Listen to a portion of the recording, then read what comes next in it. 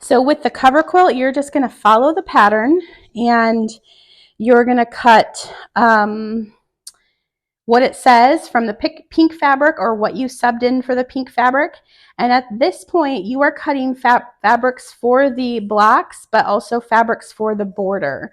So there are two different size squares for some of the fabrics. And then for the star fabric, there's also two different size squares because it's a little bit different. So you're just going to follow the cutting instructions for the pattern. Custom designed quilt and do the calculations that I talked about in the other video from week 2 to determine how many of each piece you will need to cut for your custom design.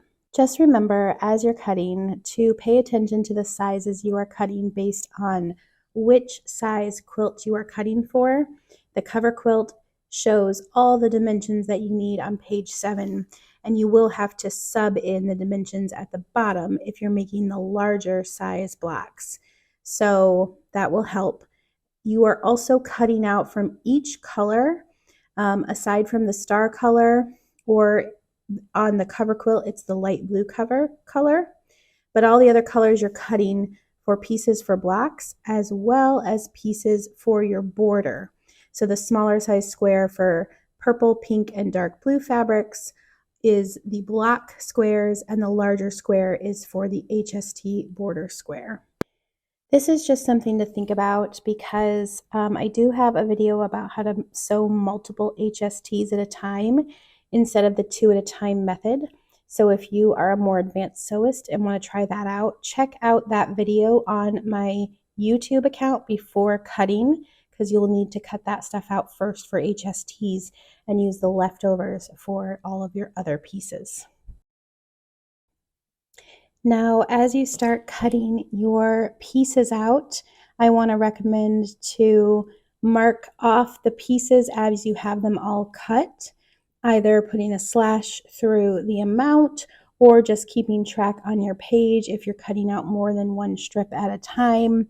You want to make sure you have all the squares cut once you get to sewing your quilt blocks, or you'll have to come back and cut some more later.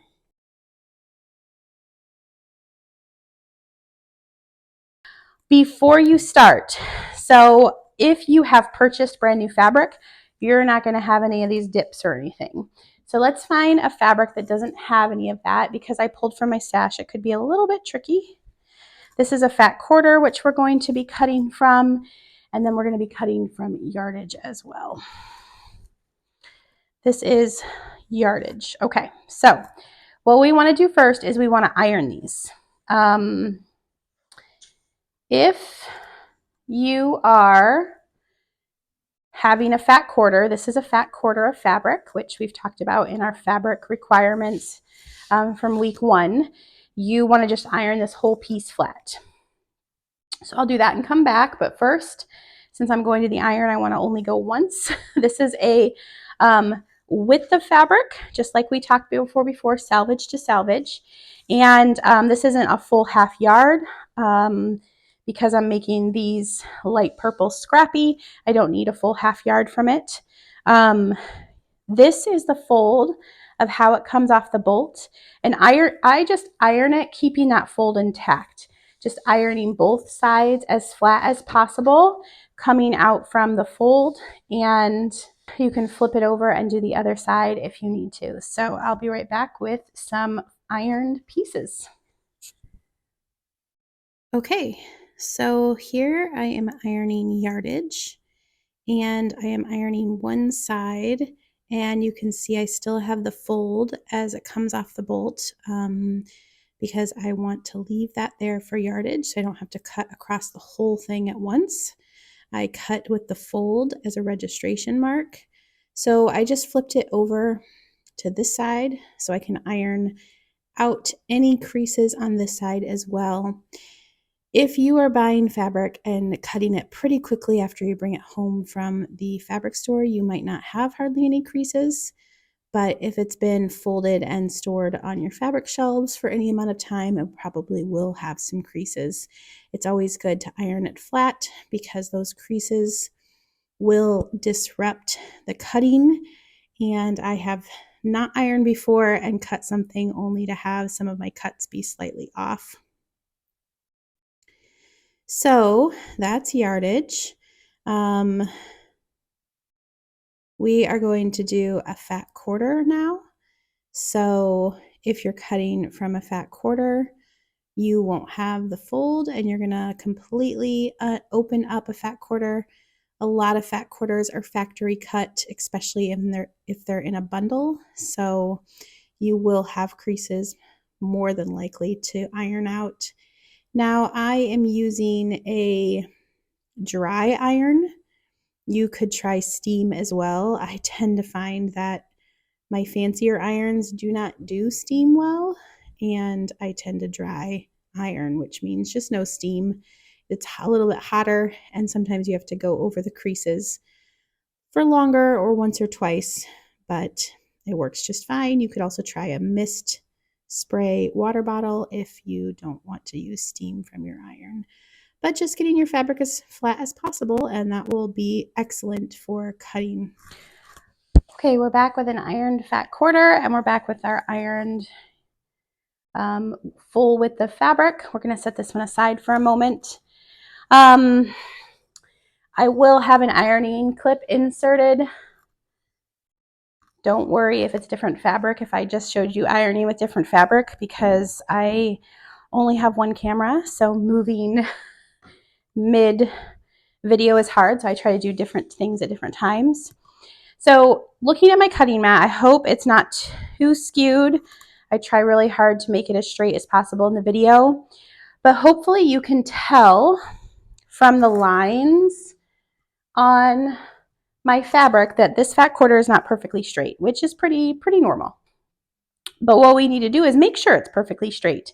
So we are going to cut two edges, one either the top or bottom, and I always do the bottom, and one side. It doesn't really matter what side you cut. We just want a 90-degree angle on two edges so that we have kind of registration sides to start with. I don't know if that's the right terminology, but that's kind of what I say. Now, there's two ways to go about this. This fabric is very directional. So you could either line up your ruler on the fabric, like say you line it up along the bottom of all the mouths. But that might be very off from one of the sides. So you can kind of play with it. I tend to try and use the selvage as a good kind of marker to go off of, and I align one of my vertical ruler lines along that selvage edge and then see what that would do here. It would be pretty skewed because it would kind of turn the eyes a little bit off, like it's cutting into the bottom of the eye over here and above the eye over here. So I am going to lose some fabric and choose to be as straight on the actual cats as I can. Now I will show you on a non super like directional pattern how to do something different. But for this one, I feel like if my kitties are a little bit askew on the fabric, I'll notice. So basically I'm just aligning up the bottom of my ruler along the top of these eyes here. If I wasn't doing the cat eyes, I would just align it more with the vertical line of the selvage and cut it straight across. I'm going to put pressure on my ruler, like we might have talked about in the supplies video, that some rulers have like a gripper on the bottom, so it just gives, it's not slippery. There's also things you can suction onto these. It's like a handle. But just putting pressure and just giving yourself grace, you're going to glide the rotary cutter across the bottom of the ruler, trying very hard not to shift the ruler. I got to the middle, and because I don't want to go under my arm, I'm going to kind of switch hands so I can put the pressure down here. And then I'm going to continue. You want the blade of your ruler, I'm going to keep this poked out. You want the blade of your cutter to stay right against the edge of your ruler. And I am putting a lot of pressure down on this as I move the pressure of this pushing a little bit against it, not enough to move it, but just enough to make sure that that blade is staying right up next to the ruler, but also pushing this way with pressure down to cut. You do have to have pressure to cut. Be careful. A new blade on your rotary cutter is ideal when cutting big projects. I know it's time to replace mine. Okay, we have that line cut, and you can probably see even more now if I align my bottom edge with a line on the mat that the sides are very askew. Not a big deal. We just want to try and cut off as little as possible. So I can see from this side that it goes out, and I want to cut off as little as possible. So I'm going to line my ruler up as close to this edge as I possibly can. Lining one of my lines as straight on the bottom as I can. And then cutting vertically. Now I have my 90-degree angle to start. On this one, I could also cut off my salvage. I don't really need to right now. If you like to save salvages, that would be something to do at this moment now, though. A lot of people use salvages in sewing just for fun little things. So you could cut it off. Again, I would go at a 90-degree angle from your bottom edge just so everything's squared up. You might have a little less usable salvage over here. I'm not going to do that because I don't really save my salvages anymore. Now what we need to do, using this bottom cut side and this side cut side, that's what we're going to use to align our ruler going forward. And we're going to cut out strips of fabric that we will then cut into squares. From each of my light purple fabrics, I need 13.3 squares. That's kind of a silly number. I'm just going to go up to 14. I'm going to get more than that because I am going to cut strips. And I'll just put those extra squares into my square boxes to use for scrappy projects in the future. If you're making the cover quilt, you're cutting 3.5-inch squares of most of your fabrics. It will tell you how much to cut in 3.5-inch squares and how much to cut of 4.5-inch squares. The 4.5-inch squares are for the HST border for the cover quilt. So if you're omitting the border, omit the 4.5-inch squares on the cover quilt, just FYI. So for 3.5 inches, you would take your ruler at your 3.5-inch mark. I have a 1/2 inch here, and then 1, 2, 3 inches. So 3 is my 3.5-inch mark. I'm going to align that whole line along the edge of my bottom cut line, and I'm going to make sure the edge that is going vertical also aligns with a line just to make sure it's square. And I'm going to cut all the way across along the top edge to cut my first strip. Now, because I'm doing 4.5-inch squares, I'm just going to go up to my 4.5-inch mark and cut a 4.5-inch square. So if you are wondering how many strips to cut, there's a little bit of math involved, but I also have a cheat sheet on the fabric requirement page, which is page 4, that tells you how many from a 40-inch wide piece of fabric, that's between the salvages, of each size square you get from a width of fabric. So a fat quarter is half of a width of fabric, so it's a little bit different. If you're using fat quarters, you probably will get half these numbers. If you're using a full width of fabric, which we'll talk about in a few minutes, it gives you how many squares in what size from a width of fabric. 11 3.5-inch squares, 9 4.5-inch squares, 7 5.5-inch squares. So if you go off of those numbers or are cutting from a full width of fabric, you can divide the amount of squares. Say we need 96 and you're doing it out of one fabric, then you're doing 3.5-inch squares, you divide 96 by 11, and that's how many strips you need. You can also take the exact fabric you're using, cut your first strip, and because I'm cutting 4.5-inch squares, I'm going to shift this up. See, it's time for a new rotary cutter because there's a couple threads that didn't cut.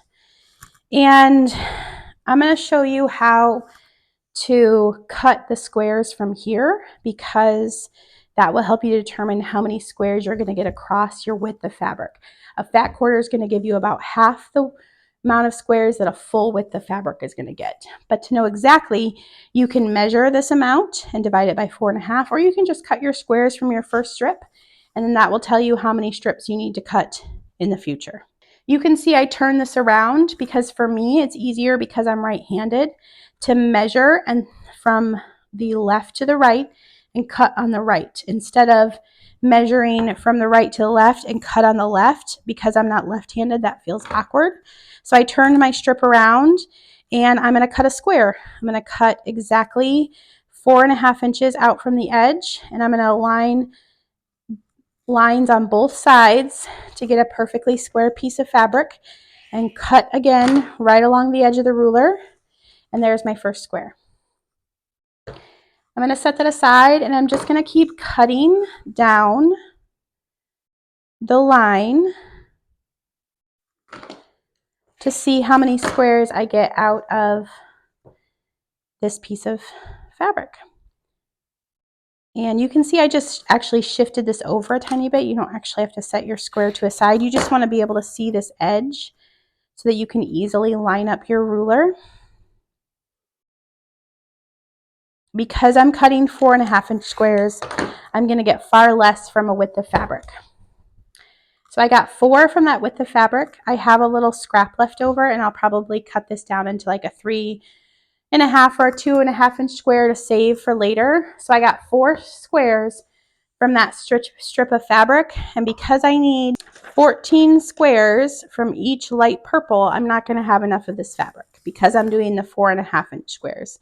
But that's okay, I'll compensate.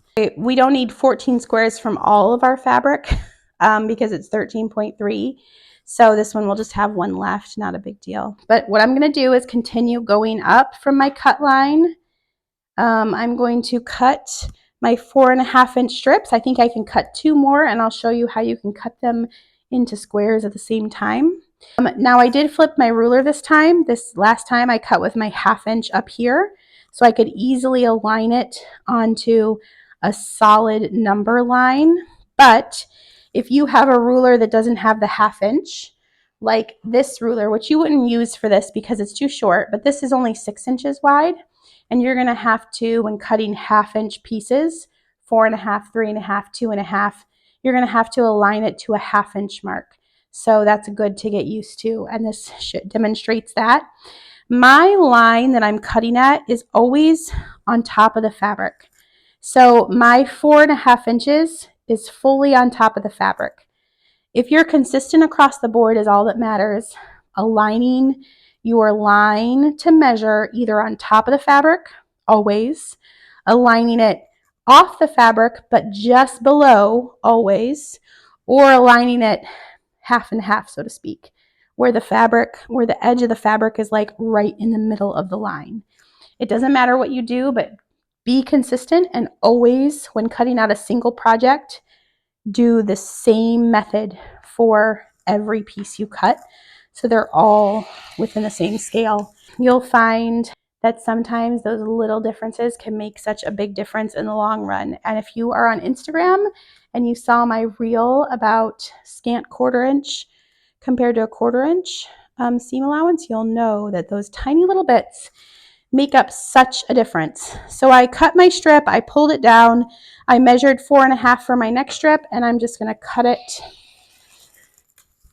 across. Now it's close, but it's not quite going to be 4.5. I actually probably on this side could get 4.5 for a few squares if I needed to. So that's kind of fun. To cut both of these at once, I'm going to pull them both in the opposite direction. So there's 2 ways you can do this. And remember, I pulled it in this direction because I want to cut on the right side of my ruler, and this is my 90-degree side. So it's easier for me. If you're left-handed, I would recommend doing the opposite of this.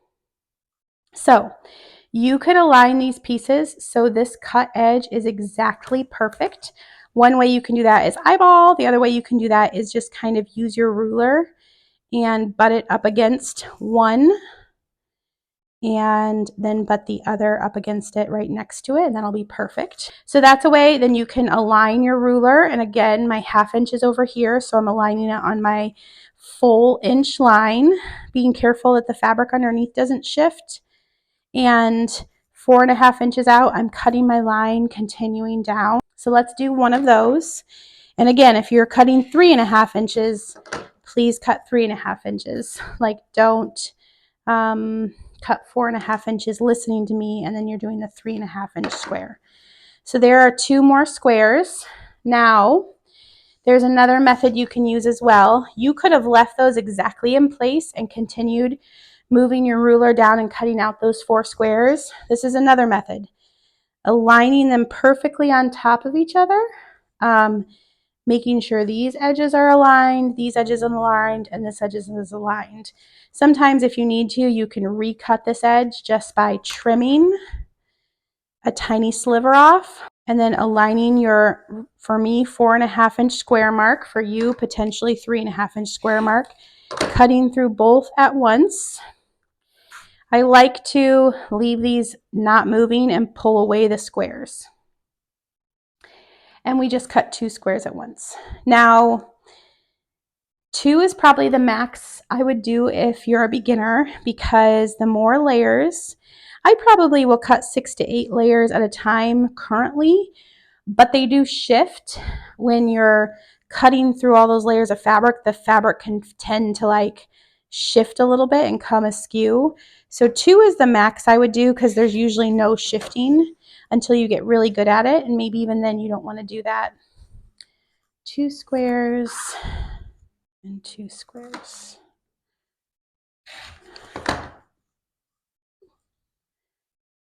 Let's see. We have 2, 4, 6, 8, 10, 12 squares. Let's see. I always like to use these pieces if I can, because the salvage side is a little bit taller.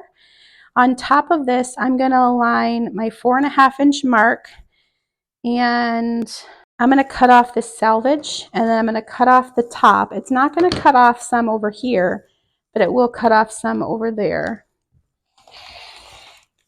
And then cutting off that to have that line be clear. So it did cut off a little bit. Up until about here, I get a full 4.5 inch square. So I can actually cut my full 14 inch squares for this fabric. So use all that fabric if you can, even if it is deceptive that it doesn't look like it's the good size. It might be. Now let's talk about cutting a full width of fabric down. It is essentially the exact same, except you are 100% going to use this folded line for your first registration line. Aligning your ruler with the edge of that fold perfectly on top of the fold, and cutting your second registration line from that mark. Now I want to save as much fabric as possible. You do want to check underneath, because sometimes the fabric underneath doesn't come all the way down to the fabric on top, but I can come down a little bit and save some of that fabric. And then I'm going to cut my line straight across. I have a wire mesh basket that I keep on top of my cutting table, and I just throw all my scraps in. It's great to keep something handy, because otherwise those scraps tend to get on the floor. Ask me how I know. Okay, so there's a couple ways you can do this. Because we have a full width of fabric, we are going to get a few more squares. From a full width of fabric for 4.5 inch squares, we're roughly going to get 9 across. So to get up to 14, we need 2 strips, and we're going to have a few extras. You could cut 1 strip, because we'll get about 9 from that 1 strip. And then you need 5 more. You could open the fabric up after that and then cut a strip that would allow you to get 5 more. So 5 times 4.5 in the 2.5 to 25-inch range, you would cut across, and then you could subcut out of that. And then you would leave the rest of your fabric intact. Or you could cut 2 strips and just have leftover squares at the end. I already cut my registration line, so when I'm folding my fabric back to start, I want to keep that as straight and lined up as possible. It's always good to pull that fabric as close to you as is comfortable, because being a little bit closer to you gives you a little bit more leverage.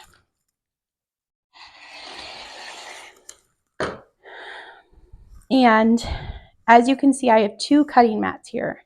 They come apart. So I have 1 strip cut. I'm just going to go ahead and cut a 2nd strip because I don't mind throwing it in my stash of square stash boxes, I guess.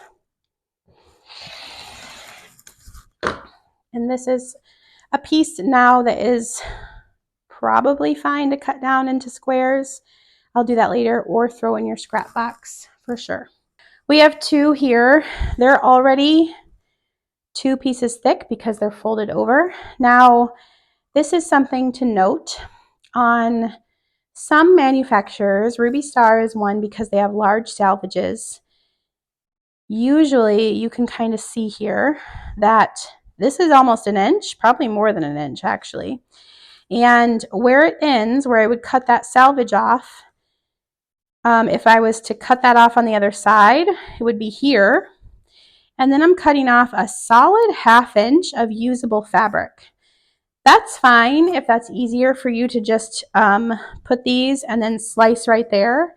If you want to save every little bit of fabric, what I do is I kind of shift this fold a little bit, and I move my edge of my salvage down to wherever I would cut my salvage here. And you can kind of see where the salvage edge ends and the actual yardage starts. There's a little bit shift of the back of the fabric, and sometimes on the front you can tell. And I would align those 2, saving about 1/2 inch. This, a lot of the time, does not matter, but sometimes that extra 1/2 inch will allow you to get an extra square in and makes all the world of difference.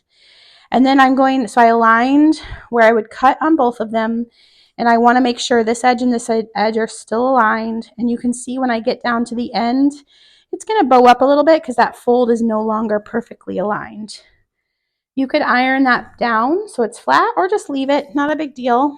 So far, I'm going to do the same on this one. Not sure you'll save enough fabric or it's worth it. The reason we're able to use this strip cutting method for this quilt so easily is because we're cutting all squares. So I aligned this just in from the salvage. I'm going to cut off those salvage edges, and that's going to give me a 90-degree angle, which should be equal to this 90-degree angle. And then we're going to cut our squares from there. And for my custom quilt, I just felt like I am cutting 4.5 inches. I'm just going to keep these butted right next to each other and cut them at the same time, since they're already 2 layers thick. And remember how I said I'm not going to move these 2. I'm going to pull away the squares that I cut. Cutting out multiple sizes, and it helps if you've shifted your ruler on top of your strips, just to keep them in line.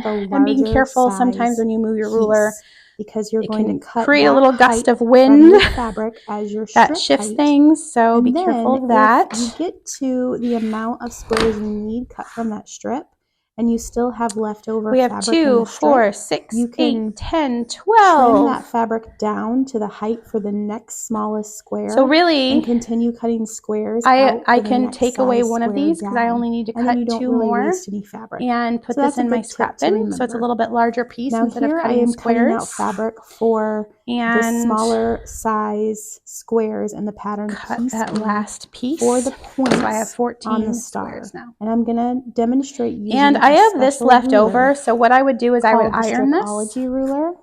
This is a ruler by Creative Grids. So that and this crease the is gone, and I would cut out one size. more And square. I It discovered never this hurts at to have a Stitch few Supply extra Company. squares on hand, which we'll So have this anyway ruler has about because a 20 of inch wide the surface area and maybe like 13 inches of 14 height where you can being cut. a round up And the from cool thing about it is it 13.3, has these but it really vertical doesn't hurt to have a slits few extra in the squares just in ruler that case you something can happens. run I your have, rotary funnily blade enough, through, sewn several and of those my slits are blocks at every wrong, half so an having inch extra squares on along the hand has been a width godsend. so that you can cut a ton of pieces from one strip of fabric going across the whole width of this ruler. So what I did was I laid all of those 2.5 inch strips that I cut from the fabric behind the ruler, and I aligned them with the mat to make sure they're straight and butted them all next up to each other. And then I did my first cut on 0. And then from there, I am going to cut squares out in my increments of 2.5 inches. So I'm skipping to 2.5 inches, 5 inches, 7.5 inches, 10 inches, 12.5 inches, and so on until I get to the end. And then when I lift up my ruler, you can see the magic happen. It's kind of amazing. These are all the little extras where I cut them off at the beginning, and then you can see all the squares I cut in one go.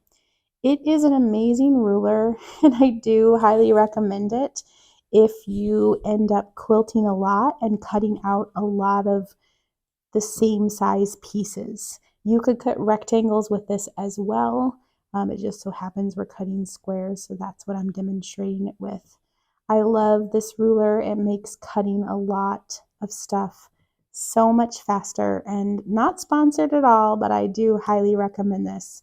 It is a little bit higher price point than your average cutting ruler. I'm not sure exactly how much they cost now. I think I paid over $50 for mine at the time.